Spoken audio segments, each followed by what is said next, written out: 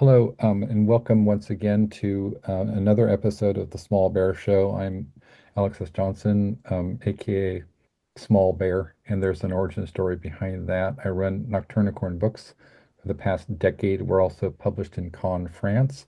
We publish a a variety of authors, including some of the greatest cultural forces of our time, including, for example, Poppy Z. Bright, aka, or actually Billy Martin now, Billy Martin, aka Poppy Z. Bright, the author of such works as Exquisite Corpse and Drawing Blood and Lost Souls, um, and Caitlin R. Kiernan, who's called by the New York Times one of our essential writers of dark fiction. We have on board people who endorse us include Graham Masterton, who is the author of Rules of Duel, a book that he collaborated with William S. Burroughs on, and he also wrote The Manitou. We're endorsed by John Shirley, the co-creator of Cyberpunk with William Gibson, Rudy Rucker, Bruce Sterling and Pat Cadigan and some other folks who are allied with that, such as Trent Reznor and the Devo people, and Are You Serious? Of course, is he is part of that that whole propagation of the word virus, if you will, coming in from William S. Burroughs and Philip K. Dick, people like that. We have uh, there's probably about 50 authors that we have, um, including um, Lathara Firefox Allen, who's a best-selling author of books such as Sexy Witch and the forthcoming Genderqueer Menopause, which I blurbed. Also, G.R. Tomani is one of the world's foremost intellectuals, and he's endorsed by the likes of Cornel West, Slavoj Žižek, and Gayatri Chakravorty Spivak. Um, couple more names, but I will get into that. I'll just say that one of the names that one of the multiple contributors is a guy named David J. Haskins, who was a founder member of the bands Bauhaus and Love and Rockets and wrote the song Bela Lugosi's Dead. And so we're very fortunate to have him as a multiple contributor, as is Jarbo, who was the co-leader of the band Swans. We also have Carrie Lee Chrome as an author and who contributed an original song lyric slash poem to our latest anthology called White on White, a literary tribute to Bauhaus. And that, did I mention? Yeah, she founded the band The Runaways with Joan Jett, and she wrote such songs as Waiting for the Night as and California Paradise. So anyway, that's me. I've been called the Baudelaire of our time by John Shirley, and I contributed to a book called Prying with my collaborator and good friend Catfish McDorris, who created this thing back. I think it was in the I don't quote me on this. Whenever it was either the 80s or the 90s, and it was a book that he put together from poems that Jack Michelin had sent him that were like four or five poems by Charles Bukowski, and then so Catfish Stephen Catfish McDorris put together this chapbook, right? It was called Prying, and that is sort of over the years he's kind of redone it, and I think there was Prying refried or something like that, right? Because catfish, and and the most recent iteration is coming out from Newington Blue um, Press in Germany, and that has features me, catfish, the late great Neely Cherkovsky, who was Bukowski's biographer and co-editor of a zine that they put out when he was like 15 years old, and A.D. Hitchen, who wrote the foreword to my book, my chapbook, uh, Akashic Shotgun, and who else?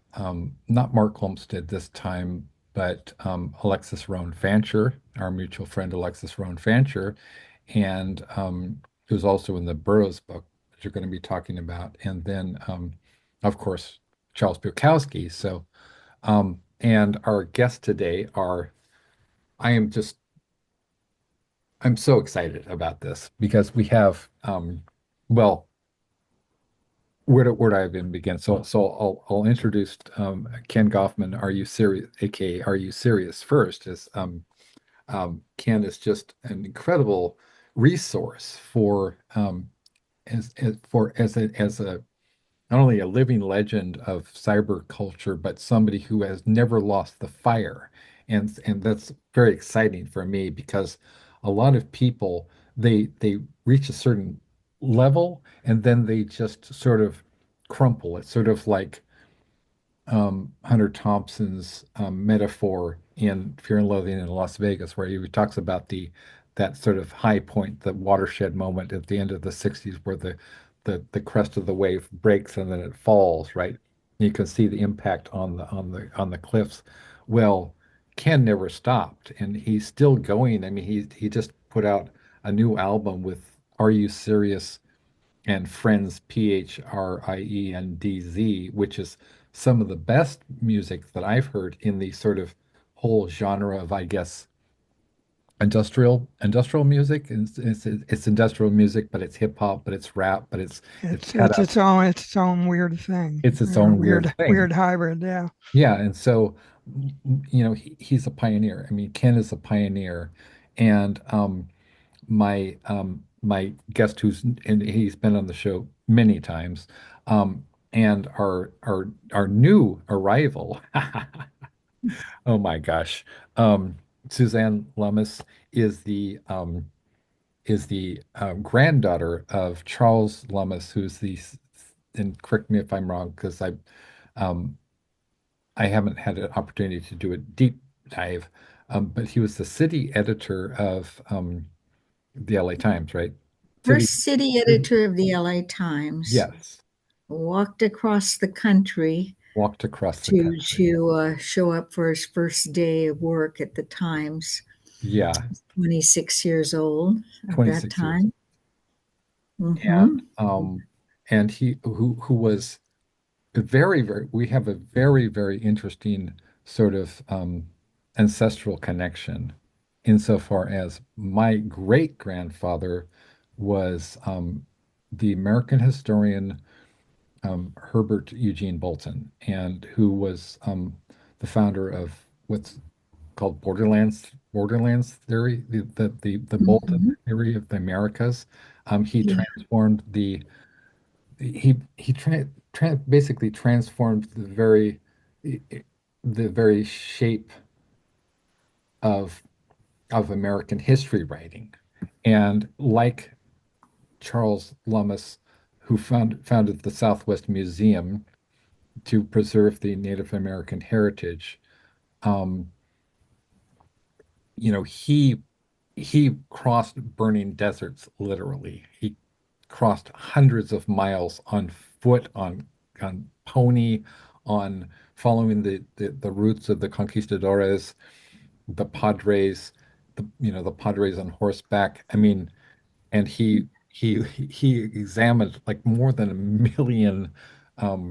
The man was intense. I mean, I think They would have had a lot document, to talk about and a lot in common in that era as intellectuals, historians, people interested in right? defining the American Southwest getting to the bottom of what the history of this country really is by traveling the country, seeing it firsthand, Yeah. rather than relying on the writings of the East Coast intelligentsia and the professors of Harvard, who very often knew absolutely nothing because for their learning, instead of looking toward the West, Yes. across the land to their own country, they looked to England and to the East as if this was the reservoir and the seat of all knowledge. Right. And old man Lummis walked across the country, came to the other end of it after about 3.5 months, about a little under 4 months, I think, although some people say that he cheated for a few miles in there, jumped a train Oh, for the wow. hell of it, and I can't prove that that's not true. It, in fact, sounds a bit like him. Why wouldn't he Why jump the wouldn't train for a he? few Right. miles and look out the window? Um, when he got to the other end, he realized, and he was a Harvard man, but he was smart enough to get into Harvard, memorizing the German, and this was takes a certain kind of braininess, memorized much of the German dictionary to Wow. and the basic structure of the grammar in order to satisfy his second foreign language requirement. He knew Spanish. He knew Latin and Oh my Greek pretty well. gosh. Knowing Latin and Greek pretty well because his father was a professor in linguistics and homeschooled him, because when he went to Huh? school the very first day when he was put in school, he spent the rest of the day in his first day in school or his first week hiding under the desk, and then he told his father, I don't want to be there.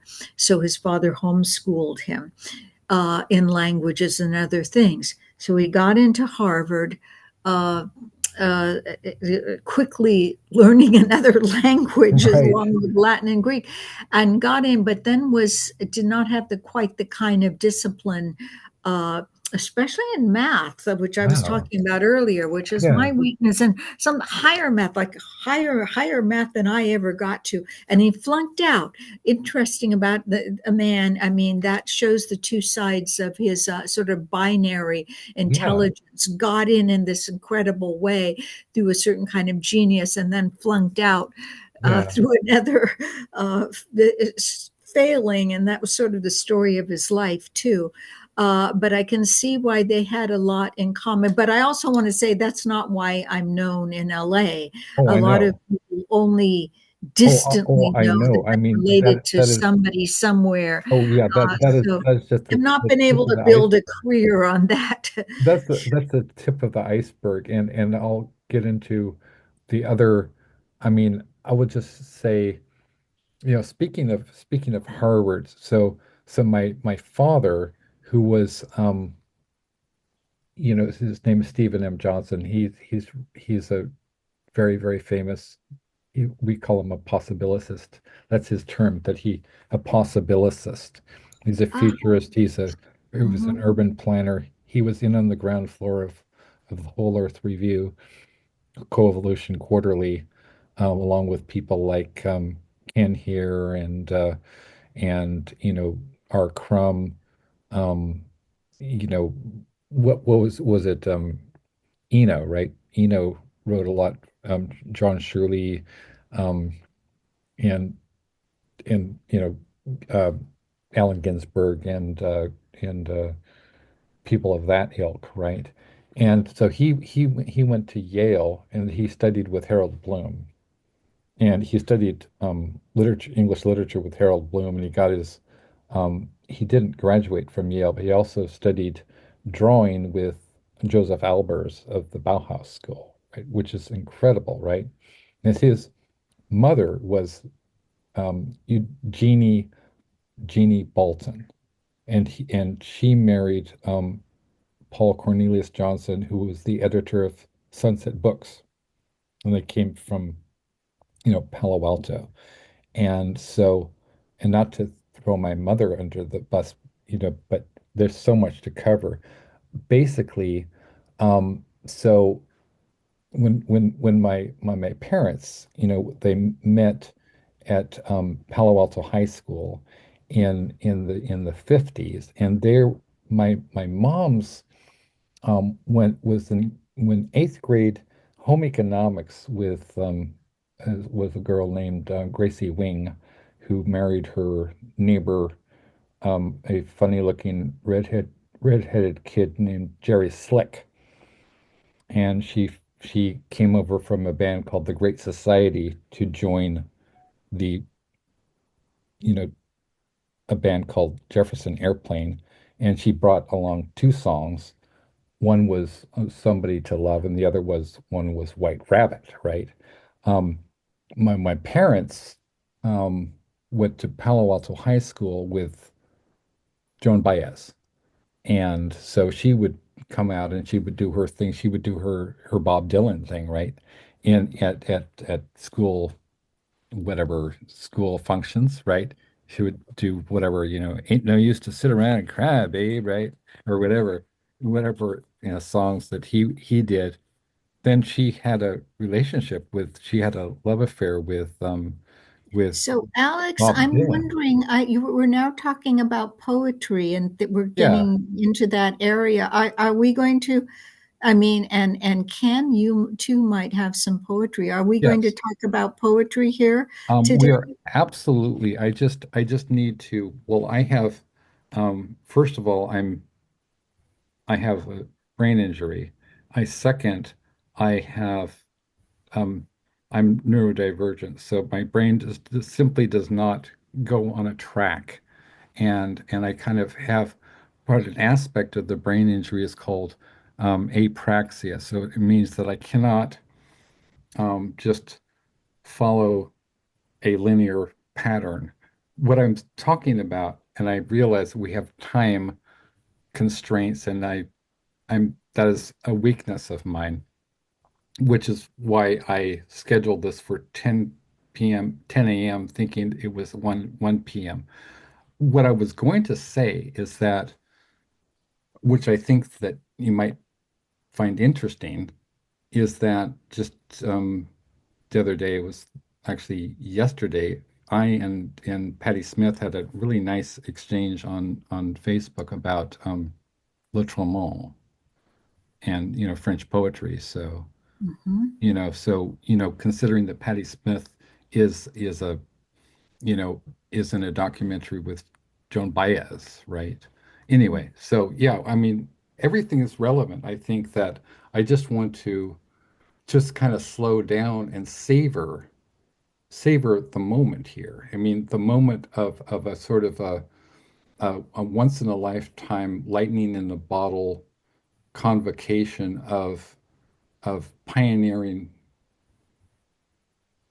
cultural forces because I asked Patty Smith, my friend, my new friend, Patty Smith, whether she might be interested in contributing to the William S. Burroughs book in tribute anthology. And she said she'd be honored, she'd give it some thought and she'd be honored to be asked and she'll get back to us.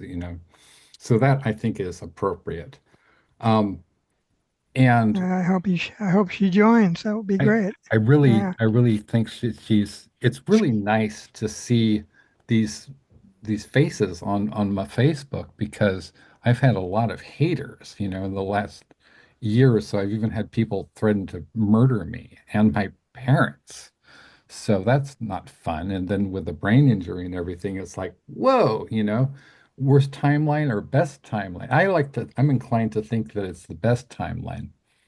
And so, um, yeah, so in short order, and then we'll get to reading because I really want to do some reading and have Ken and you, Suzanne, read some stuff. Um, Suzanne founded the Los Angeles Poetry Festival, if I'm not mistaken.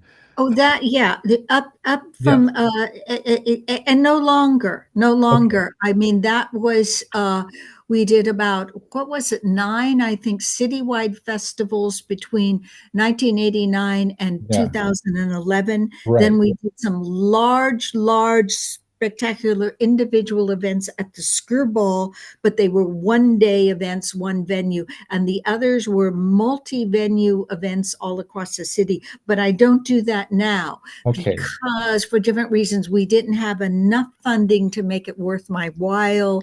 And because I'm now on to other things, which I would love to talk about if Sure. we could get Sure. around to Yeah. them. I mean, I just wanted to add one more. I think it's a relevant thing, that you and I both have had the distinction of being associated with Beyond Baroque Literary Arts Center.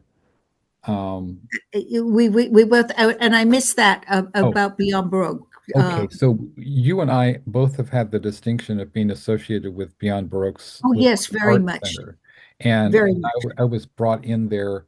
Um, by my dear friend Ellen Mabey, who's also a Oh, sure. contributor. You know, Say hello to Ellen maybe for me, okay? I certainly will. Yeah, she's a beautiful, beautiful human being and She's quite a sweetheart. just a sweetie pie. And you know, and we just had Richard Modiano on. We just had Amelie Frank and Mark Olmsted and Oh, K.R. Morrison and who else? Rick Lupert was just on oh, the sure. show last week. So All good folks. all good folks, and we're planning to have Larry Jaffe on the show, who wrote the foreword to the Burroughs book, and I would love to involve you and Nocturnicorn. And we'll talk about after the show if you have time.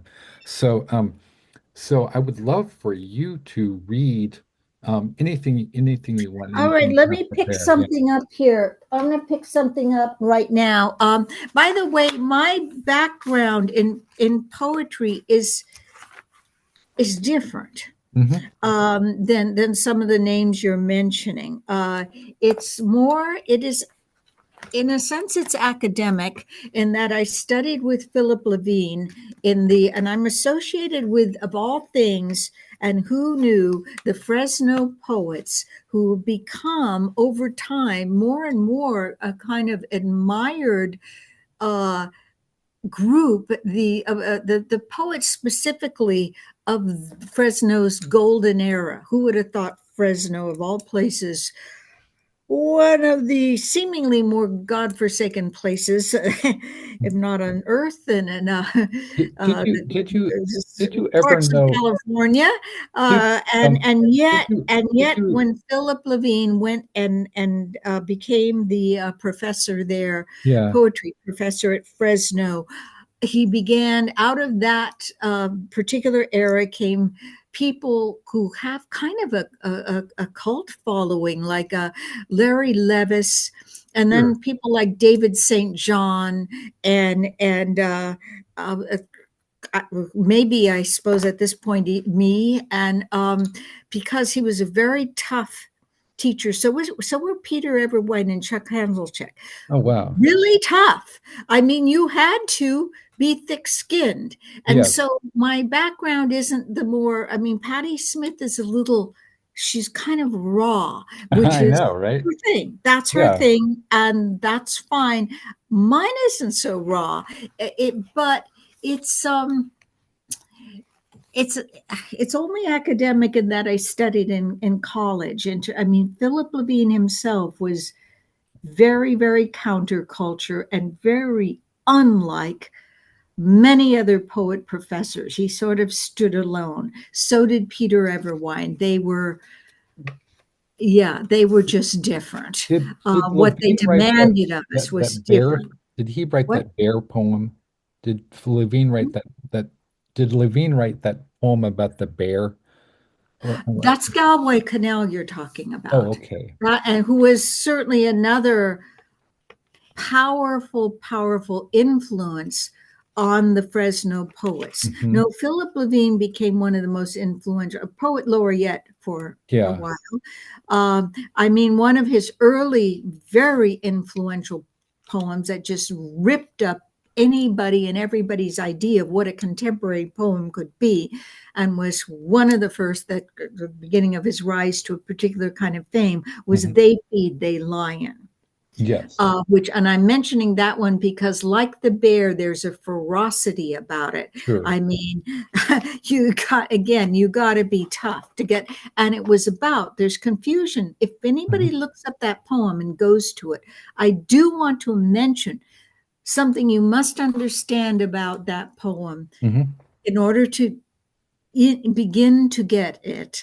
Sure. It was about the Detroit riots, of Yes. which he was very much in sympathy Hmm. with the people, the Black people of Yeah. Detroit, who he had worked alongside in the backbreaking, soul crushing jobs in, as he called it, Henry Ford's factories. So Yes. the jobs that would break your spirit. And he finally pulled himself out of there when he realized it was going to kill him. But Yes. those were the Black people he worked alongside who later were part of that, you could say, uprising. And Right. that's what it's about. And the other part that it's about is what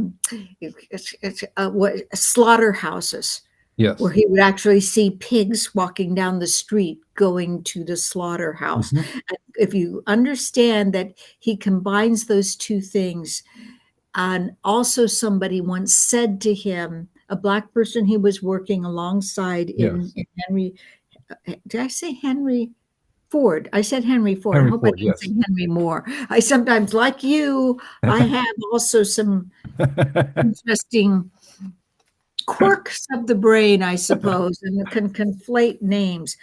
So anyway, what I'm going to do is this. I'm going to read two poems, okay?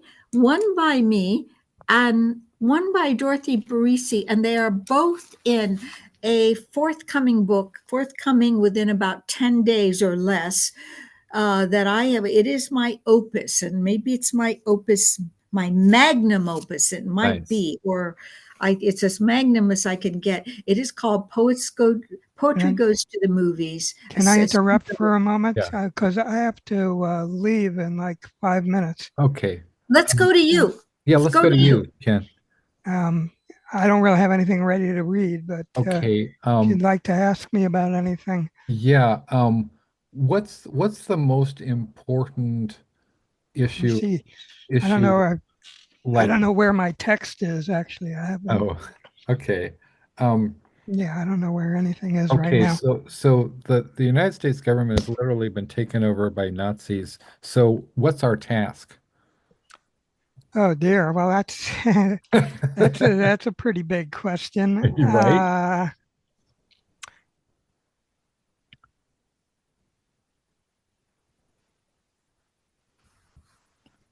There might be a civil war, um, Yeah. literally. Uh, Although, unlike the prior Civil War, where things could be divided geographically to a great extent, uh, and now it's about, well, it certainly tends to, the reactionaries tend to be in the Midwest and the South, but it's about consciousness, and it's about class, and it's about confusion about class. Yes. Um, and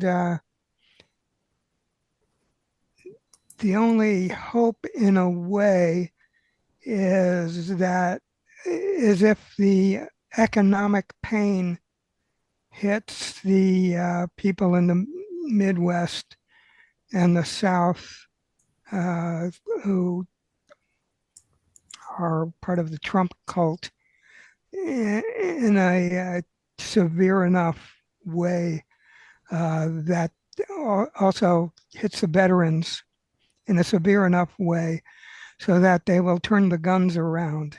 Uh, because the leftists and the liberals didn't arm themselves. They didn't get themselves ready to fight when Trump won the first time. Uh, I'm too old for that myself. Uh, so I have a song, "What Will You Wear to the New Civil War?" Actually, it's called "Live Free or Die Your Hair Blue," and the second line is "What will you wear to the new Civil War?" And they've got the gun. Let's say they've got the bullets, but we've got the queens. Scare them up with pictures of guillotines. Mm. Um, so we're what we need is you know mass movement, but we also need people who know how to fight, and we need to be able to turn around the people who know how to fight in case of a violent conflict. That's not a particularly eloquent way of saying it because it's something I've hesitated in speaking directly about anywhere else. Uh, but I'd be happy to hear any response to that over in the next 5 minutes. Yeah, Suzanne, that's very I'll potent. say so. I'll say something just to kind of keep the conversation going. I Yeah. I think that is one very maybe realistic way of seeing it, and could turn out to be what happens. I see these at the very core of what is going on now, and I've described it this way a couple of different places.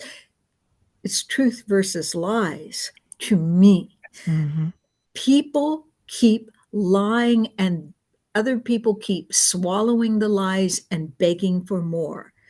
And that to me is at the very core of almost everything. Mm-hmm. And until that gets dealt with, I don't see how there can be a resolution. Right. Yeah. I mean, it's like actual power and actual conspiracies of how to abuse power and maintain power are camouflaged by by conspiracy theories, by beliefs in conspiracies. The entire ground is covered with false conspiracy theories and false beliefs that those who actually conspire to create a fascist state uh, are able to hide within, so that everything that could possibly be revealed by truth tellers and by investigative journalists who are, Mm. to an extent, intimidated from going directly at uh, conspiratorial actions that actually are taking place because of the lunatic reputation that has been developed by groups like Q. Uh, this is the field of confusion that it will be very difficult to battle our way through. That's kind of why I say that only real conditions might uh, have a chance of moving people who are inclined to swallow the beliefs of the Trump Musk cult. Only actual economic suffering might actually break through that fog. I mean, they, they can continue to try to blame everything. I mean, they can just make stuff up in the long run. They can create an economic depression and get a lot of people to say it's George Soros's fault. Yeah, Yeah. And that's it where we doesn't get have to into like be meaningful. It Always doesn't. somebody else's fault, huh?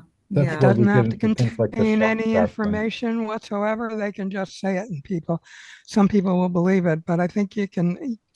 Uh, I mean, they're trying to create as many crises as possible as quickly as possible before the intentions of their economic policies hit, uh, so that presumably they can declare a national emergency uh, before that happens. Yeah. Um, so I have nothing particularly hopeful to say about it, but you know, I mean, we've been waiting for the Reichstag fire. I think the Reichstag fire is like we need to like make a sort of a paradigm shift because we're not talking about Nazi Germany. This is far worse. This is far worse, and we're sort of like the proverbial frog that's being boiled alive. I mean, well, Germany we is certainly have the weapons that we were trying to prevent Nazi Germany from exactly getting, and lots of people all over the world now have those weapons. So, right, and we have including weather apocalypse right. building up as well. Including directed energy weapons, which nobody wants to talk about, and Mm. as well as which we're getting from Russia. Also, I wanted to mention Naomi Klein, right? Naomi Klein's shock doctrine. This is Hmm. shock doctrine economics. I mean, this Hmm. this is shock doctrine in practice. Yeah. Well, it's been in practice. I mean, there's so much ill will and ill behavior leading up to this point. I was just thinking about how the degree to which the United States was fascist towards drug users in the 1980s under Ronald Reagan. And I was thinking I helped to edit a book about people who are victims of the drug war. Uh, I actually edited the book in the early 90s, but it was a lot of the victimization occurred in the 80s. One of the greatest progenitors of the drug war was Joe Biden. So I mean, there's a lot that you know has worked its way up to this point. I grew up fighting against the Vietnam War, uh, so we had that. We had killing a million people. We had uh, COINTELPRO. So in some ways, this isn't new. But it's the first time it happened at the tip of the pyramid where people were willing to engage in lawlessness with respect to constitution and judicial decisions, etc. There was a bit of that during the George W. Bush administration, but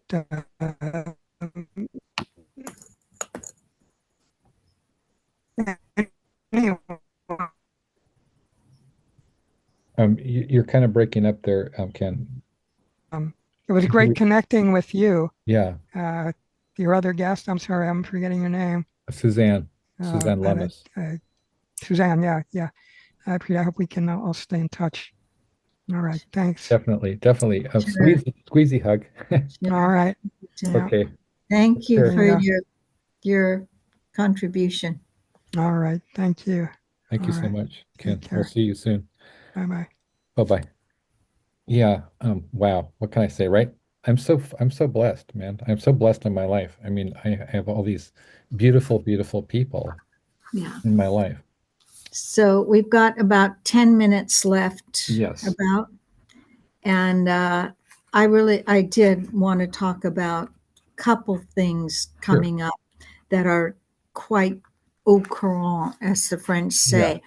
Uh, the anthology that I spent, Liz Camfield and I spent a year evolving and developing uh, an anthology of poems about the movies that approach the movies from all different types of angles, not just the star, the actor, the Marilyn Monroe, and so on, but even sound design and the oeuvre, as maybe the French say, of directors and tech aspects, and also the business, Yes. and specifically involving many, many poets hear good poets in LA who have worked in the business, in the industry, in front of the camera, behind the camera, as well as very noted poets, really, I would go so far as to say celebrated poets from across the country. We have Robert Pinsky,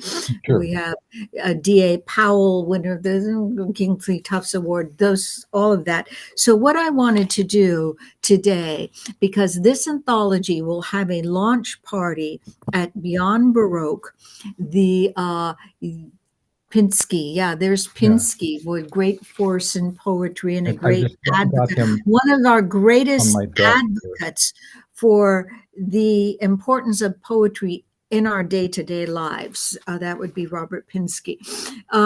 So on the 28th, Friday, March 28th of this month, at 7 o'clock, there will be a big blast at Beyond Baroque, Venice Boulevard, Yay. celebrating this anthology, which So is exciting. unlike any other movie-related anthology that I know of, at least in the English language. And I'm going to read one short poem from Dorothy Barisi, who you might know, who's one of the finest poets writing in LA, tied with many other fine poets. And she has made a long study of Orson Welles and the Wow. troubles that he had post Citizen Kane, Yes. even after that great acclaim and making what many consider to be the greatest movie ever made, and certainly of Yeah. that era.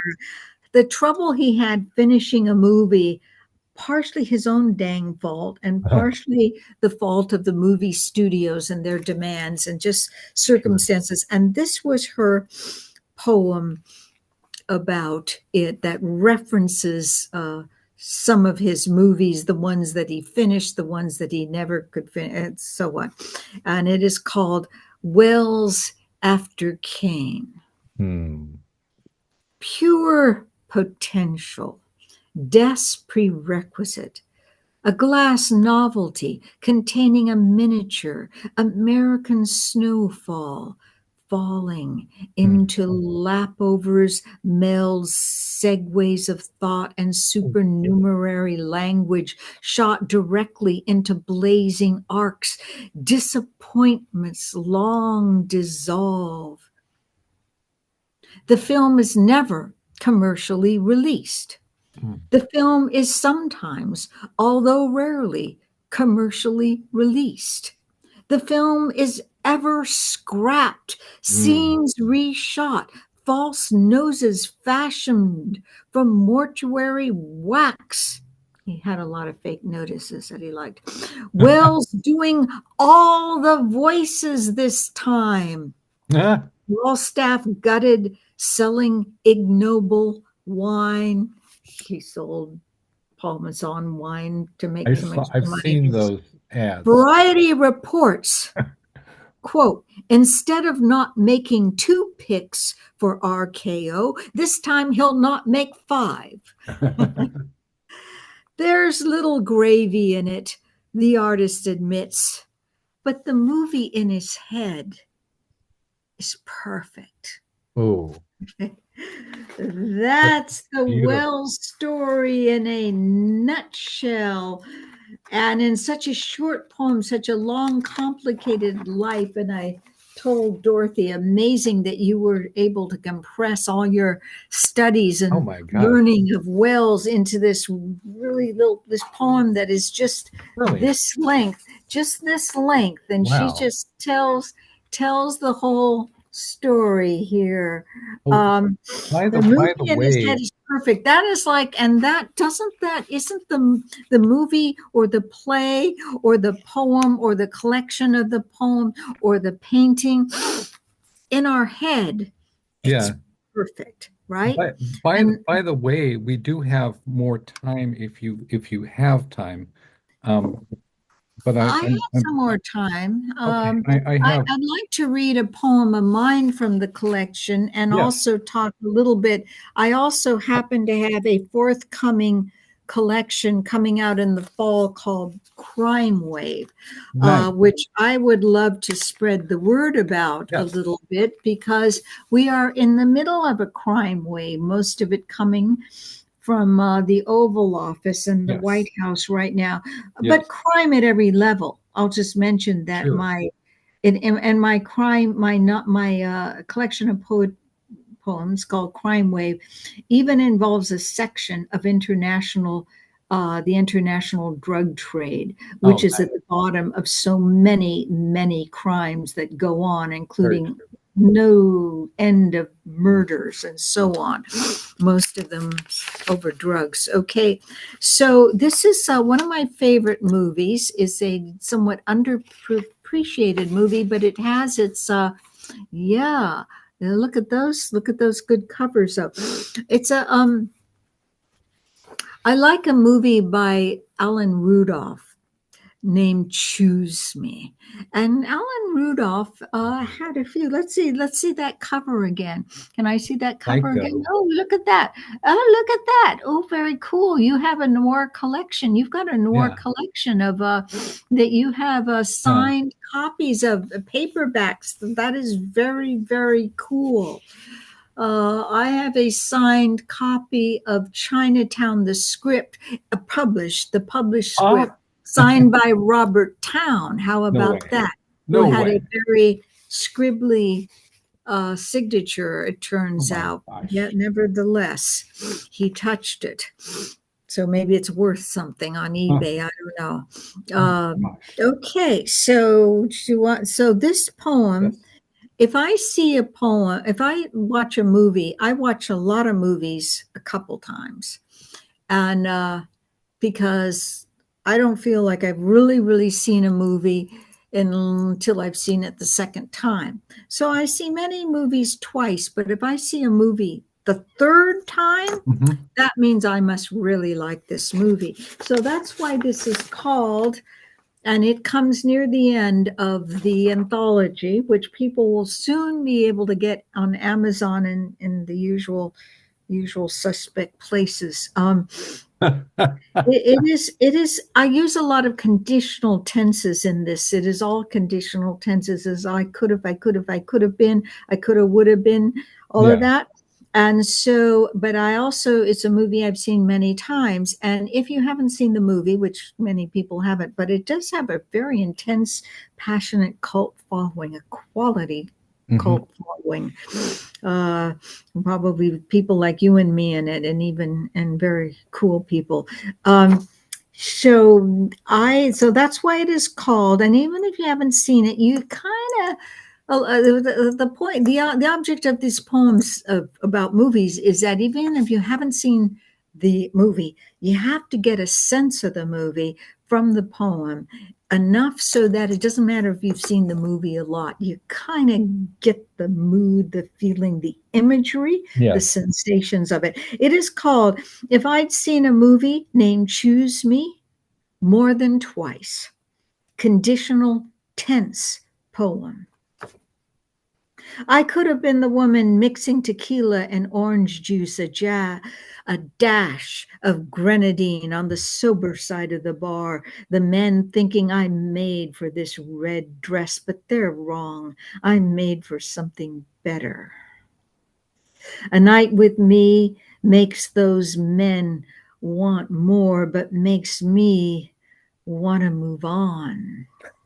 Sometimes I hear music, soulful, a voice of molasses and honey.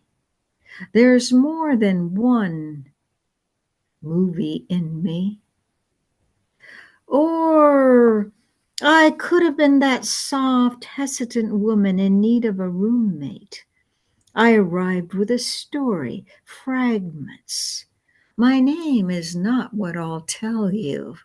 At the station, the sound man knows what I need, he says, but my fascinations are immaterial. I advise callers on love, but have never fallen in.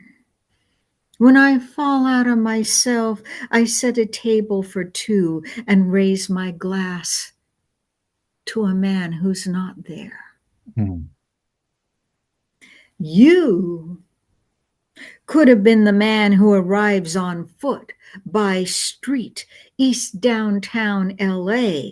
And of course, it's the 80s, and night and neon colors the dark air. Your suitcase holds evidence proving your lies are truth. Suspect description, lanky with a steady gaze. You fight well when cornered in bed with a gangster's wife. Your kiss makes a woman roll over, then become someone else, something different, more herself. I could have been the woman who'd say, I am those women. The one who falls for a guy who sleeps in a bus depot, shows up at her door. Or the one on the rooftop, woman with a gun and in love, acting out, impressing the moon and 4 stars. The man rushing to meet her, the billboard pitching the world's most wanted dark and glittering drink. I could have been her, but I won't say. I'd be saying into air, to a space at the opposite end of the table, where a wine glass standing alone would be wondering, what am I doing here? Hmm. If a wine glass could wonder. Hmm. Nice. Beautiful. Beautiful. I love that. So the imagery along the way, I mean, movies are made out of imagery, and my poetry is made out of mostly imagery, which is certainly uh, a connection and a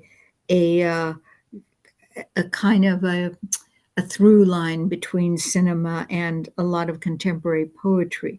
And I might have mentioned at the beginning. I mean, I didn't mention, but I could have. Uh, that the man is Keith Carradine Oh, at his wow. coolest, moment, and Leslie Ann Warren, who's a fine I really like her. Yeah. actress, whatever the people want to say these days, and Charlotte, well, not Charlotte. Oh my God, am I going to forget her name? Not Charlotte Rampling, the much softer actress. Um, Uh, oh my God, she was in King of Hearts with Alan. oh, Uh, yeah. I think I know who you're talking about. Was she in any movies with French, Elvis and I or usually don't forget her name. I'm only forgetting her name when I forget. yeah. I guess when my mind goes for a minute. Gosh, see when I'm trying to when I it's Charlotte or Charlotte, Yeah. and what I'm thinking of right now is Charlotte Descorday, Right. and Charlotte, Charlotte of course. Rampling, Yes. and For day. Yeah. all the other ones. That's what happens when you have so many. You've probably had this happen to you when you have 1,000 names in your head. Exactly. Uh, uh, and she's a much softer. I mean, and she plays the radiotherapist, and Wow. Leslie Ann Warren is the bartender, uh, and yeah, part of it is set in a bar, in actually a real bar in East Downtown LA. Much of it shot in East Downtown LA. Love that movie. Anyway, open. If you want to ask me a question, ask me a Yeah. question. Yeah. I would love to. But I also, I also, speaking of the movies, I just wanted to do a little show and tell, because neurodivergent. So when I'm on a thing, um, I just I'm on a thing, right? And I think you'll appreciate this of all people. You would appreciate this. Okay, this is Maitland McDonough's um, book, Broken Minds, Broken Mirrors, The Dark Dreams of Dario Argento, right? Um, Oh, Mhm. But I do not have that one. I can show you, I can grab another book that I do have if we want to start sharing Yeah. books, but I would like The Dark Dreams of Dari. Okay. Oh, yeah. Okay. It's interest signed. Okay. Yeah. Okay. I'm gonna write that down. I won't, okay. Dark Dreams of, okay. I'm writing that down. Yeah. Argento. Uh, and I'm going to show you a book since you're showing me books, although Yes. mine is not signed. But I can only have to walk a short distance Love it. to pull this one up. And so that what we're now showing people is ideas for books that they can get to build up their cinema library. The Yes. conversation, Walter, and this name, right? We know Sure. this name. Yes. There's a name to conjure with that everybody knows, and he has a poem in. We have a poem of his in Poetry Goes to the Movies No because way. Michael Ondaatje started as a poet, as many people do. Even Raymond Amazing. Chandler started as a poet. Who I didn't knew? know that. And so this is about cinematography, Mhm. all about cinematography. Wait a minute, wait a minute. Am I right about? Is this my cinematography book? Let me make sure that I'm not sound. No, I'm wrong. This is not my cinematography book. This is my sound design book. Sorry. I apologize to Michael Ondaatje and to Walter Murch. How can I confuse cinematography with sound design? But it takes you inside the art of it, and you will appreciate. It taught me to listen to sound design, which you don't always. I mean, that's kind of unconscious. All of that's happening on such and it's supposed to be Hi. happening Oh, on an this is unconscious level. come and meet my friend. My friend. No, this is my father, um, Stephen M. Who is Johnson. this? This is Oh, Suzanne Lummis. She's the granddaughter of Charles Lummis, Oh, the wow. founder of the Southwest Museum, Yeah, yeah. and who was a friend of Bolton. more known as a Oh, yeah, poet me and too. writer, Yes. So as this guy, we were talking about films, and he grew up. He was close friends with Michael Ritchie, who made the Bad News Bears, oh, right? That's And correct. you Yeah, guys were really good friends, right? Yeah. oh, we were best friends. ah. I Anyway, well, good. yeah. Well, what and do you have a special interest in films? You just happen to know a filmmaker. Do you know many filmmakers? I don't have my hearing Well, aids. yeah, he has a hearing problem, but he's one of his best friends, I think, was that from Yale or from Harvard? Because the Who? guy, Richie? not yeah, not Richie, but Richie went to Harvard, but your friend Ralph Hirschhorn Yeah, is a filmmaker. He was the guy who he in made Yale. Yeah, at Yale, and he was the guy who introduced Pull My Daisy. That was a movie that Jack Kerouac and Ginsberg made, I think. Pull My Daisy. Pull My Daisy, yeah. Oh, yeah. I know that. I know. Yeah, Sure. Well, that was a documentary, wasn't it? A it documentary was of kind of of the a Beats yeah, it was kind amalgam. of a thing. And What? we used to go back when we were living in LA, we would go to like breakfast in Beverly Hills, and then we would go and see movies like Waking Life, and Correct. we've seen several films Yeah, with Ralph. He's a good friends with Carl Reiner. yeah. And I Oh, think, yeah, Carl so Reiner is fantastic. He's a yeah, terrific guy. Yeah. yeah, so Oh, there's well, I'm very incredible glad to heritage. meet you. Yes. Oh, yeah. It's really good to meet you. Good to meet you too. I Yeah. was, I don't know. Yeah. Yeah. Yeah, this You're guy, thinking. he motorcycled across Europe, like in the 60s, like the early 60s. When did you took your motorcycle trip across like Italy and Yeah. Spain, and and he has this green Did leather you chronicle coat. your adventures at all? Like Did Jack you Fifty, want Kerouac? Did you 51. keep It a was journal? very Jack Kerouac. I mean, Yeah. he could have written on the road. He could. He could have. Oh, Unexpected. Nice to meet you very much. good to meet you. And Alex, I got to leave about now because I have Okay. all these emails waiting for me. Okay, Uh, that sounds good.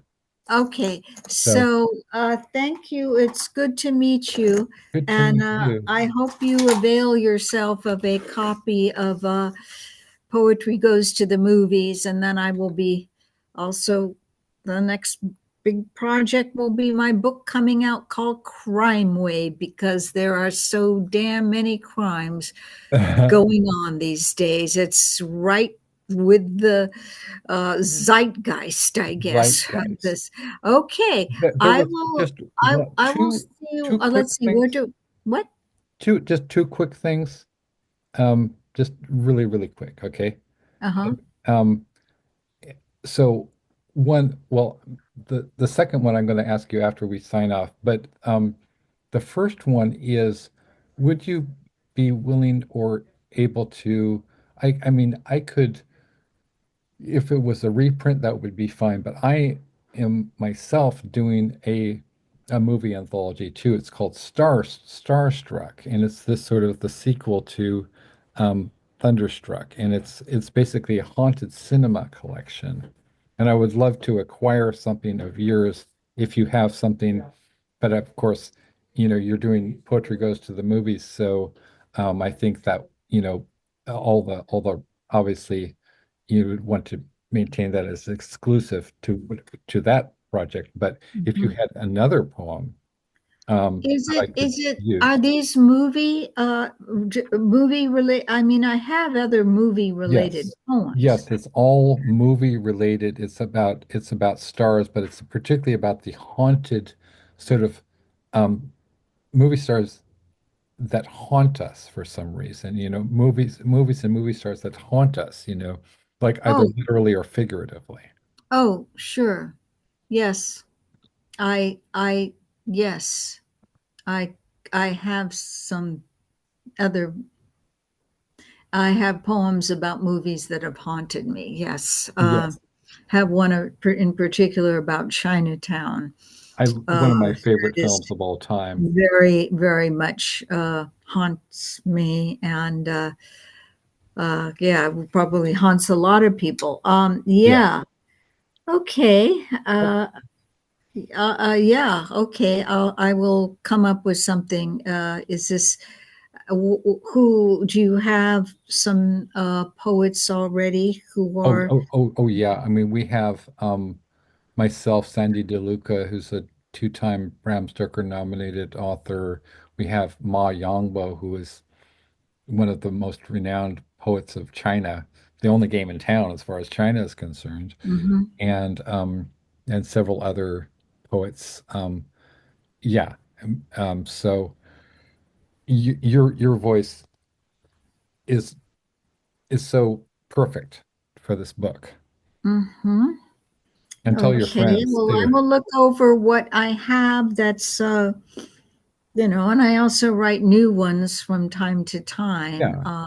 And of course I could pay you an honorarium. I wouldn't just waste your time with, just because I'm the publisher. So, Every little well, bit helps. I have right. these Yes. bills, especially my heating bill, which I do not enjoy these days. Yes.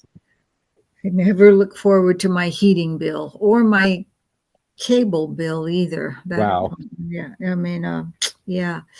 So yeah. And was there another Yeah, question? there was another question, which is like, I I as we discussed before we pressed record, I haven't had the opportunity to teach college since 2012, I have all this.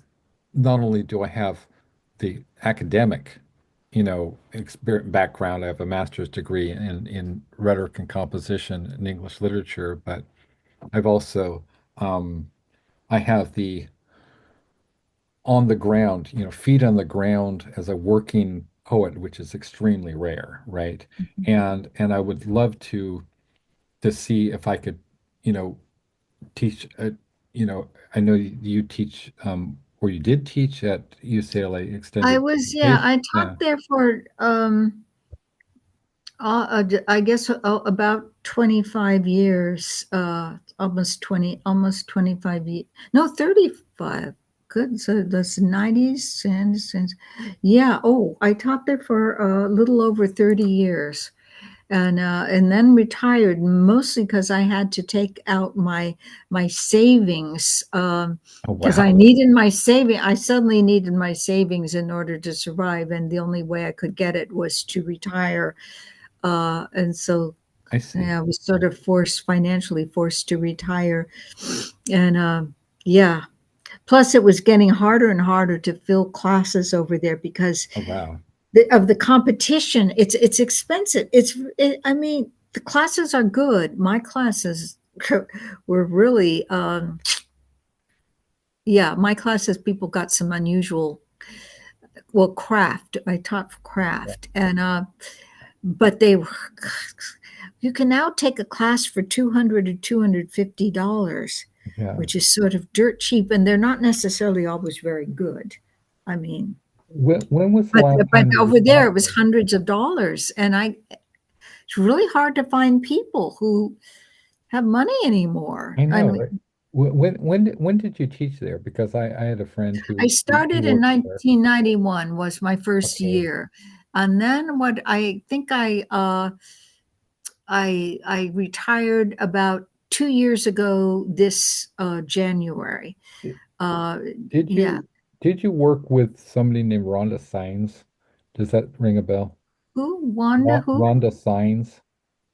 That name sounds familiar. I just don't think she taught poetry, No, but no, that no. name sounds familiar. She isn't a professor. She's a liaison with the professor. So she is kind of like helps out. Well, Um, I think I know that name. I yeah. think I know that name. I don't think she was my liaison. Yes. She wasn't my assistant, but I do remember that name. Yeah, Okay. from Yeah.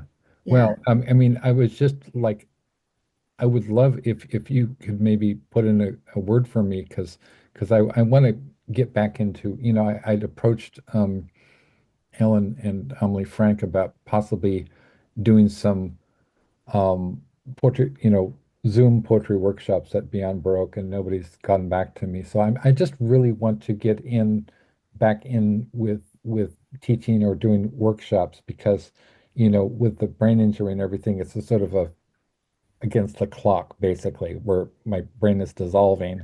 And Have you yeah, thought about starting out with private workshops, which um, is what I did first of yeah, all, and then that got me in a job. I mean, but you want yeah, to have, you need to have some experience. Also, very important if you're going to teach, make sure you let the students do a lot of the talking. yeah, sorry. I mean that's important. Yeah, Or I mean, I not, and I say this even though I am a pretty big talker myself, but you've also got to let the students have their conversation about the poems.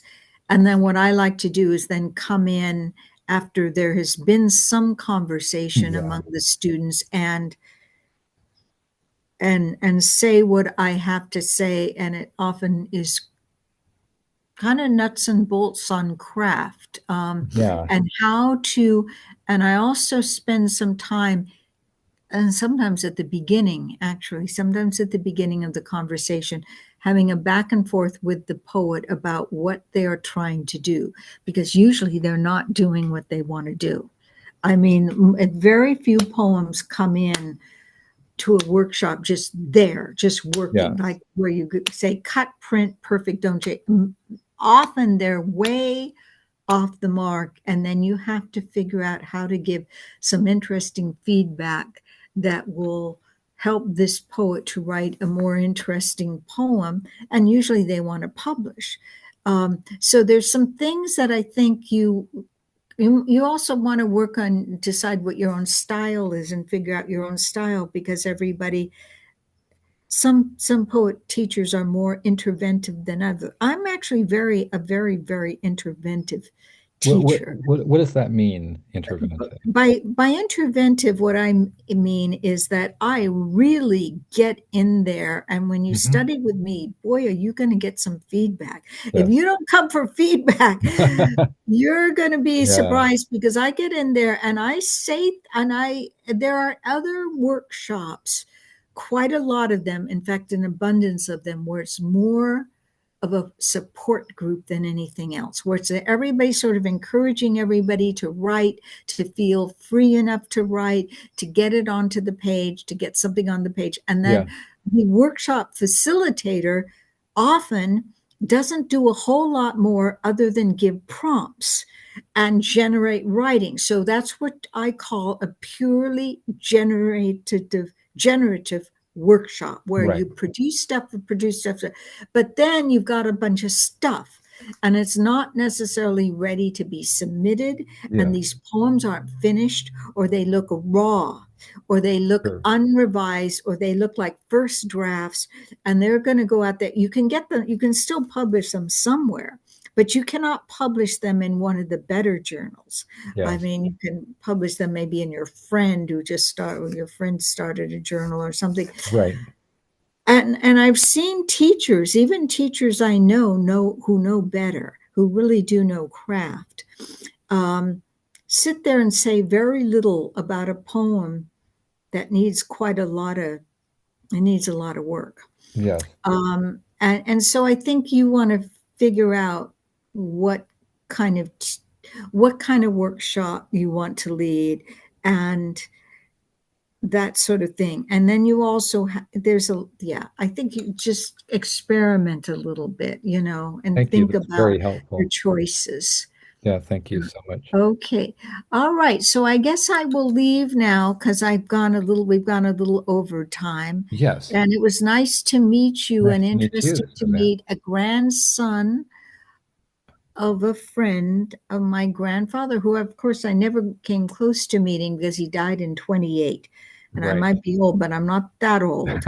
And so, but it's the legacy continues on, and we are interesting grandchildren, aren't we? Yes, we Doing the are best we can. doing the best we Okay. can. See you later. Okay. Take care, my friend.